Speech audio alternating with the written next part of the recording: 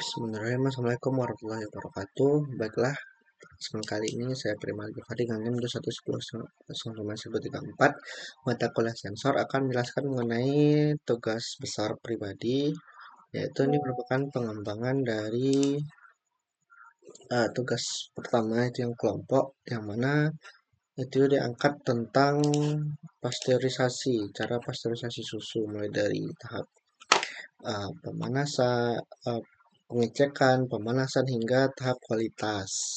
Nah, itu ada pengembangan terkait pengemasan dari susu di pabrik. Nah, itulah yang saya ambil untuk TB pada kali ini. Di sini terdapat 5 sensor, di mana terdapat 2 water level, 1 flow, ada satu lagi infrared obstacle, lalu ada sensor suhu dan juga tekanan.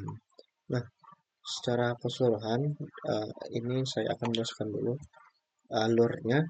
Itu yang pertama kita akan pada tangki penyimpanan susu pasteurisasi itu akan diisi dari hasil pasteurisasi susu. Nah, itu akan disimpan ke dalam tangki. Nah, tangki ini mempunyai rentang 20 dari 0,5 meter sampai 2 meter. Jadi tangki-tangki tersebut itu akan diisi dalam rentang ini. Nah, jika dalam rentang ini maka itu sistem bakal dapat bekerja. Nah, di sini jika tangki penyimpanan di antara ini, maka valve pengisian dan valve penuju kemasan itu dapat dilaksanakan. Nah, jika sudah penuh pun, itu valve pengisiannya yang bakalan ditutup dan valve untuk teruskan kemasannya bakalan tetap dibuka. Nah, untuk melihat bagaimana aliran air itu kita menggunakan flow sensor yang akan melihat apakah aliran-aliran air tersebut dapat berjalan sesuai dengan yang kita inginkan. Nah, sebelum kita masuk ke dalam pengemasan, kita perlu ngecek untuk suhu dan tekanan dari susu pasteurisasi kita. Apakah ini cocok atau layak untuk dilanjutkan ke dalam proses pengemasan dalam botol. Nah, di sini kita hanya untuk monitoring saja, soalnya prosesnya sudah dilakukan di sebelumnya. Nah, di sini ini melakukan sedikit pemanasan dan menjaga tekanan selama penyimpanan pasteurisasi susu. Nah, setelah melakukan proses pasteurisasi susu, itu kan kita perlu menyimpan. Nah, kita juga perlu untuk tetap membuat panasnya itu terjaga kestabilannya. Jadi di sini tidak ada pemanas utama lagi, melainkan hanya pemanas untuk menjaga kestabilan. Dengan rentang sudah kita coba itulah 72 sampai 75 dan tekanannya tidak melebihi dari 14 sampai 29 C. Nah, jika ini semua dijalankan,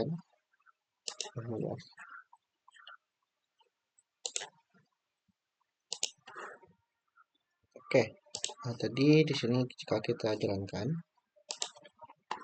maka ketika suhunya sudah berada di sekitaran antara 72 sampai 75, itu maka sistemnya bakal mendeteksi dan tekanan juga stabil di antara 14 sampai 29, sini 27. Itu bakalan meneruskan ke sini, berarti mengindikasikan bahwa suhu dan tekanan ini bisa untuk dilakukan pengemasan. Nah, jika seandainya kurang dari 72, maka kita akan coba mengurangkan. Itu pemanasan itu bakalan dilakukan, tapi hanya sekadar pemanasan untuk menjaga kestabilan. Tapi valve distribusi tetap kita jalankan.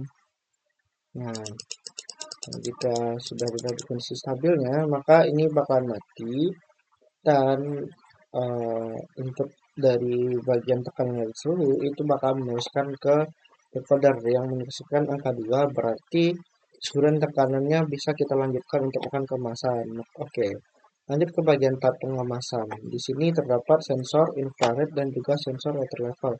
Konsep dari infrared sendiri itu dia menembakkan sinyal inframerah dan jika ada objek di depannya, maka sinyal tadi itu bakal balik lagi ke dia dan dia akan deteksi bahwa ada objek di depannya.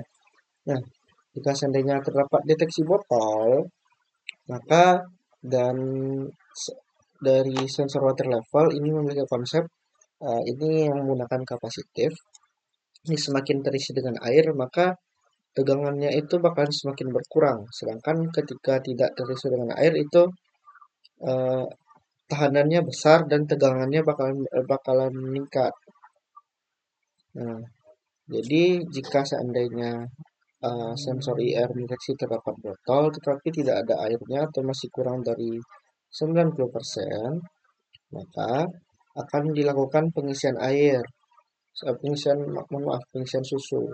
Nah, jika sudah penuh dan berarti si ini sudah melebihi dari 90, kita ubah ke 90 lebih, itu bakalan membuat pemberhentian dalam pengisian dari susunya, sehingga terdapat kemasan yang sudah selesai dalam, nah di sini valve-nya sudah berhenti untuk mengisi botol kemasan. Nah, ini bakalan akan dilanjut untuk ini kita buat tangkinya bisa untuk mengisi. Kita sudah mengisi, maka ini dapat berjalan pengisiannya. Nah, pada kondisi ideal, berarti di sini haruslah mendeteksi masih ada botol. Nah, maka valve pembangkit pengisi botol kemasan ini dikarenakan di sini tadi belum terdeteksi adanya air. Nah, jika sudah terdeteksi adanya air, maka konveyor akan bergerak untuk menggantikan kepada botol selanjutnya, seperti itu. Nah, cara ini bakalan terus di loop sampai semuanya bakalan tangkinya habis lagi, bakal diisi lagi, terus dicek lagi kondisinya, baru dilakukan lagi pengawasan seperti itu. Sekian dari saya. Assalamualaikum warahmatullahi wabarakatuh.